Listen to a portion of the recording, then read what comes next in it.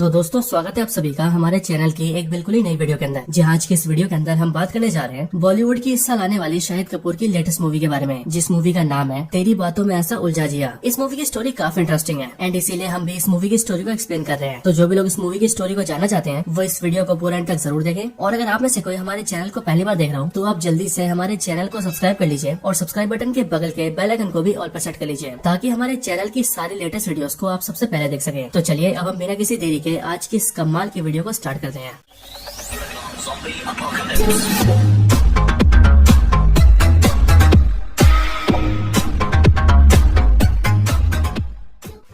तो इस मूवी के स्टार्ट होते ही हम शाहिद कपूर को देखते हैं जिसका नाम आर्यन अग्निहोत्री होता है। और शाहिद कपूर यानी कि आर्यन अग्निहोत्री एक रोबोटिक्स इंजीनियर होता है और ये काम करता है ए रोबोटिक्स नाम की एक बहुत बड़ी कंपनी के अंदर। आगे हमें पता लगता है कि आर्यन एक बहुत ही अच्छा रोबोटिक्स इंजीनियर है एंड वो अपनी पूरी कंपनी के अंदर सबसे अच्छा प्रोग्रामर भी है। इसके साथ ही हम ये भी जानते हैं कि जिस कंपनी में आर्यन काम करता है यानी कि ई रोबोटिक्स वो उसी की मौसी की कंपनी है और वो अपनी इस पूरी कंपनी को यूएसए से कंट्रोल करती है। और अभी के टाइम पर आर्यन अपनी मौसी की कंपनी के मुंबई वाले ब्रांच के अंदर एज अ प्रोग्रामर जॉब करता है। और इस पूरी कंपनी की जो मालकिन है यानी कि आर्यन की मौसी वो और कोई नहीं बल्कि डिम्पल कपाड़िया है। इसके आगे हम ये देखते हैं कि आर्यन की मौसी यानी कि डिम्पल कपाड़िया आर्यन को मिलने के लिए यूएसए बुलाती है। जिसके बाद आर्यन भी अपनी मौसी से मिलने के लिए यूएसए जाता है और वहाँ पर आकर अपनी मौसी से मिलता है। इसके बाद आर्यन की मौसी उसे कुछ दिन के लिए रुकने के लिए कहती है एंड उसे ये कहती है कि वो इस कंपनी के अंदर रहकर भी काम को सीखे और यहाँ जो चल रहा है उन सब चीजों को जाने। इसके बाद आर्यन की मौसी आर्यन से कहती है कि उसने उसकी मदद के लिए अपनी मैनेजर को तैयार रखा है और उसकी मैनेजर अभी आर्यन के यूएसए वाले घर के अंदर है। सो इसीलिए आर्यन को अगर किसी भी चीज की जरूरत हो तो वो उसकी मैनेजर से बोल सकता है। आगे आर्यन अपने घर जाता है यानी कि यूएसए वाले घर एंड जब वो अपने घर जाता है तब वो ये देखता है कि वहाँ पर उसकी मौसी की मैनेजर पहले से होती है एंड वो मैनेजर और कोई नहीं बल्कि अपनी कृति सनन होती है जिसका नाम होता है सिप्रा। इसके आगे हम ये देखते हैं कि आर्यन को सिप्रा से मिलकर बहुत खुशी होती है। और रही बात सिप्रा की तो वो आर्यन के लिए सब कुछ करती है जैसे कि खाना बनाना, कपड़े धोना एंड उसके लिए घर की साफ सफाई करना एंड वो सारे काम बहुत ही परफेक्टली करती है। बट यहाँ पर हम सभी एक बहुत ही अजीब चीज नोटिस करते हैं एंड वो अजीब चीज ये होती है कि आर्यन को जो भी चीजें अच्छी लगती है वो सारी चीजें सिप्रा को भी अच्छी लगती है। जैसे की आर्यन का जो फेवरेट कलर होता है वही से फेवरेट कलर सिप्रा का भी होता है। उसे जो खाने में पसंद होता है सिप्रा को भी वही खाने में पसंद होता है। आर्यन को जो गेम्स खेलना पसंद होता है सिप्रा को भी वही गेम्स पसंद होती है एंड जहाँ जहाँ घूमना आर्यन को पसंद है वहाँ घूमना सिप्रा को भी पसंद होता है। एंड फिर इसी रीजन की वजह से वो दोनों एक साथ घूमते फिरते हैं और बहुत एंजॉय करते हैं। इसी दौरान हम ये देखते हैं कि आर्यन को सिप्रा से लव हो जाता है और साथ ही साथ सिप्रा भी आर्यन से लव करती है। लेकिन जब वो दोनों एक दूसरे से लव करने लगते हैं तब फिर एक दिन अचानक से उसकी मौसी उसके घर आती है। मौसी को देखकर आर्यन काफी ऑकवर्ड फील करता है एंड वो ये सोच रहा होता है कि वो अपनी मौसी को ये बात कैसे बताएगा कि वो और सिप्रा एक दूसरे से लव करते हैं। लेकिन यहाँ पर हमें पता लगता है कि आर्यन की मौसी को सब कुछ पता होता है एंड वो ये पहले से ही जानती है कि सिप्रा और आर्यन लव करते हैं। बट यहाँ पर एक बहुत बड़ा खुलासा होता है। असल में आर्यन की मौसी हंसते हुए आर्यन से कहती है कि उसे उसके और सिप्रा के बारे में जानकर बहुत खुशी हुई है। एंड फिर आगे वो खुलासा करते हुए उसे बताती है कि असल में सिप्रा को इंसान नहीं बल्कि एक रोबोट है, एक ऐसी रोबोट जिसे उसी ने बनाया है और उसे इस तरीके से डिजाइन किया गया है कि वो न सिर्फ ह्यूमंस की तरह दिखे बल्कि वो ह्यूमंस के बहुत करीब भी जा सके।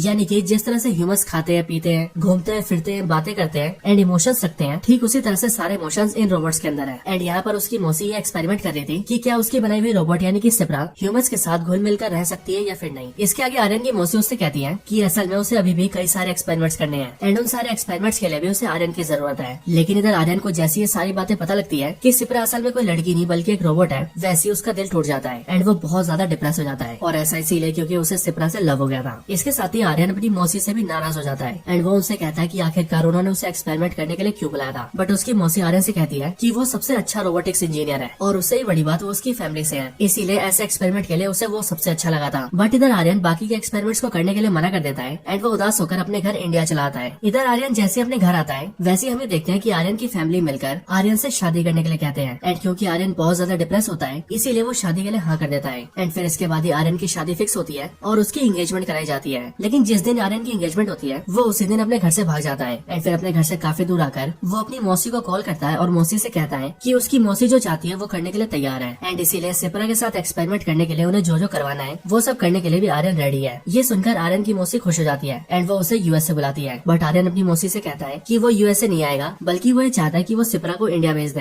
एंड ऐसा इसीलिए क्योंकि आर्यन अपनी मौसी से कहता है कि वो सिप्रा के अंदर इंडिया में भी एक्सपेरिमेंट करना चाहता है और वो ये देखना चाहता है कि सिप्रा इंडिया के अंदर फिट बैठती है या नहीं, क्योंकि आफ्टर ऑल आर्यन की मौसी सिप्रा को इंडिया में लॉन्च करना चाहती थी। और फिर इन्हीं सब रीजंस की वजह से आर्यन की मौसी रेडी हो जाती है एंड वो सिप्रा को आर्यन के पास इंडिया भेज देती है। इधर जैसे ही सिप्रा आर्यन के पास पहुंचती है वैसे ही आर्यन उसे लेकर सीधा अपने घर जाता है एंड उसे अपनी फैमिली से मिलवाते हुए सबसे कहता है कि वो इस लड़की से प्यार करता है एंड ये लड़की यूएसए में रहती है जिसका नाम सिप्रा है एंड इस लड़की के पेरेंट्स नहीं है, यानी कि ये अनाथ भी है। ये सुनकर आर्यन की फैमिली काफी खुश होती है और फिर इसीलिए सिप्रा आर्यन और उसकी फैमिली के साथ उसके घर में रहने लगती है। हालांकि इस दौरान आर्यन ने मेक श्योर करके रखता है कि किसी को भी ये बात पता न लगे कि सिप्रा असल में ह्यूमन नहीं बल्कि एक रोबोट है और वो काफी हद तक सिप्रा की सच्चाई छुपाने में कामयाबी हो जाता है। और फिर इसी तरह से कुछ दिन बाद ही उनकी एंगेजमेंट होती है जिसके अंदर आर्यन और सिप्रा एंगेजमेंट कर लेते हैं। बट फिर उसके कुछ दिन बाद ही हम ये देखते हैं कि आर्यन का एक कजन अचानक से सिप्रा को उसके रूम में देख लेता है जिस टाइम पर सिप्रा चार्ज हो रही होती है एंड फिर इसीलिए वो सिप्रा के पास जाता है और सिप्रा से पूछता है कि आखिर वो ये सब क्या कर रही है। और क्योंकि सिप्रा एक रोबोट होती है इसीलिए वो आर्यन के कजन को सब कुछ बता देती है कि वो असल में एक रोबोट है और वो इस टाइम पर अपने आप को चार्ज कर रही है। बट फिर इसके बाद ही हमें देखते हैं कि शाहिद कपूर यानी कि आर्यन ये सब देख लेता है एंड इसीलिए उसका कजन सिप्रा के बारे में फैमिली को न बता दे, इसके लिए वो अपने कजन को डराता है एंड उससे चुप रहने के लिए कहता है, जिस पर उसका कजन भी चुप हो जाता है। इसके बाद कुछ दिन बीत जाते हैं एंड देन फिर वो वाला दिन आ जाता है जिस दिन आर्यन और सिप्रा की शादी होने वाली होती है। यहाँ पर हमें देखते हैं कि आर्यन ने अपने फ्रेंड को सिप्रा के बारे में बता दिया होता है एंड इसीलिए आर्यन का फ्रेंड उसे एडवाइस देता है कि वो ऐसा ना करे और एक रोबोट से शादी ना करे, क्योंकि एक रोबोट चाहे कुछ भी कर ले बट वो एक ह्यूमन नहीं बन सकती। लेकिन अब क्योंकि आर्यन सिप्रा से लव करता था इसीलिए वो इन सारी बातों को इग्नोर करता है एंड वो सिप्रा से शादी के लिए तैयार रहता है। बट उसी दिन की शाम को हम ये देखते हैं कि सिप्रा अपने आप को चार्ज कर रही होती है बट उसी टाइम पर अचानक से लाइट चली जाती है एंड फिर झटके से लाइट वापस आती है। बट इस वजह से सिप्रा के सर्किट में शॉक लगता है एंड उसके मदरबोर्ड में मेल फंक्शन हो जाता है, यानी कि सिप्रा के सिस्टम में खराबी आ जाती है एंड फिर इसीलिए सिप्रा बहुत ही अजीब बिहेव करने लगती है, जैसे कि वो कभी बहुत धीरे बोलती है फिर बोलते बोलते बहुत तेज हो जाती है और चलते टाइम पे बिल्कुल टेढ़ी मेढ़ी होकर चलती है। इसके साथ ही सिप्रा वो सारे टास्क करने लगती है जिन टास्क के बारे में उसे मना किया गया होता है, जैसे कि शादी वाले दिन ही वो सबके सामने आकर सारे मेहमानों के सामने नाचने लगती है एंड जब ये देखकर आर्यन की बुआ से रोकने आती है तब वो आर्यन की बुआ को 2 चांटे भी मार देती है। इसके साथ ही वो आर्यन के कजन को पकड़ती है, उसे घसीटते हुए छत पे ले जाती है एंड छत पे लाकर उसे नीचे फेंक देती है। बट अब क्योंकि नीचे गड्ढा होता है इसीलिए आर्यन का कजन बच जाता है। बट सिप्रा रुकती नहीं है और वो इसी तरह से टेढ़े मेढ़े काम करने लगती है। ये सब देखकर आर्यन उसके पास आता है एंड वो उसे पकड़कर रुकने के लिए कहता है और साथ ही साथ वो उसके बटन को ऑफ करके उसे रोकने की भी कोशिश करता है ताकि वो किसी तरह से शट ऑफ हो जाए। बट हम ये देखते हैं कि सिप्रा ऑफ नहीं होती और वो आर्यन को हटने के लिए कहती है, लेकिन क्योंकि आर्यन नहीं हटता एंड उसका हाथ नहीं छोड़ता इसीलिए सिप्रा लोहे की बाल्टी को उठाकर उसे सीधा आर्यन के सर पे मार देती है, जिससे आर्यन नीचे गिर जाता है। एंड फिर हम ये देखते हैं कि सिप्रा सीधे मंडप के पास जाती है एंड वहाँ से जलती हुई लकड़ी को उठाकर सब तरफ आग लगाने लगती है और वो मंडप के साथ साथ आसपास के सारे कपड़ों में भी आग लगा देती है। एंड फिर इसीलिए ये सब देखकर आर्यन अपनी शादी वाली तलवार को उठाता है एंड उसके पीछे वाले हिस्से से सिप्रा के ऊपर अटैक करता है एंड फिर उस तलवार के 2-3 अटैक लगते ही सिप्रा शट ऑफ होकर नीचे गिर जाती है, जिसके बाद सारी फैमिली शांति के सांस लेती है। एंड फिर यहीं पर हम ये देखते हैं कि आर्यन को ये रियलाइज हो चुका है कि एक रोबोट चाहे कुछ भी कर ले बट वो कभी ह्यूमन नहीं बन सकती। इसके बाद ये सीन खत्म होता है एंड हमें आगे का सीन दिखाया जाता है जहाँ पर हम ये देखते हैं कि अब 6 महीने बीत चुके हैं और 6 महीने बाद आर्यन की मौसी एक लॉन्च इवेंट के अंदर सिप्रा को लॉन्च कर देती है, जहाँ पर वो ये बताती है कि ये सिप्रा 2.0 है और असल में सिप्रा 2.0 इसीलिए क्योंकि आर्यन की मौसी ने सिप्रा के अंदर से सारे मेल फंक्शन को ठीक करके उसे लॉन्च कर दिया था। इसी लॉन्च इवेंट के अंदर आर्यन भी होता है। बट यहीं पर हम ये देखते हैं कि आर्यन से कोई लड़की बात करने आती है, बट जब वो लड़की आर्यन से बात कर रही होती है तब सिप्रा उसे देखकर घूरने लगती है और इस चीज को आर्यन का फ्रेंड नोटिस करता है, इसीलिए वो आर्यन को इस बारे में बताता है एंड आर्यन से कहता है कि जब वो दूसरी लड़की से बात कर रहा था तब सिप्रा उन दोनों को घूर रही थी और वो जेलस फील कर रही थी। बट आर्यन इस बात को टालते हुए कहता है कि ऐसा कैसे हो सकता है, सिप्रा तो मशीन है और उसे तो रीसेट भी कर दिया गया है और अब तो उसके अंदर मेरी कोई मेमोरी भी नहीं है। बट इसके बाद ही जैसी आर्यन सिप्रा को देखता है वैसी सिप्रा भी उसे देखती है एंड सिप्रा उसे देखकर स्माइल करती है, जो देखकर आर्यन थोड़ा शॉक हो जाता है। बट फिर इसके बाद ये मूवी एंड हो जाती है और स्क्रीन के ऊपर लिखा आता है टू बी कंटिन्यूड, जिसका मतलब ये मूवी तो एंड हो चुकी है लेकिन हो ना हो इसकी कहानी अभी भी बाकी है। सो इसीलिए ऐसा भी हो सकता है कि इस मूवी का सेकंड पार्ट भी आए जहाँ पर शायद से हमें इसके आगे की स्टोरी पता चले। लेकिन तब तक के लिए this is the end of the video.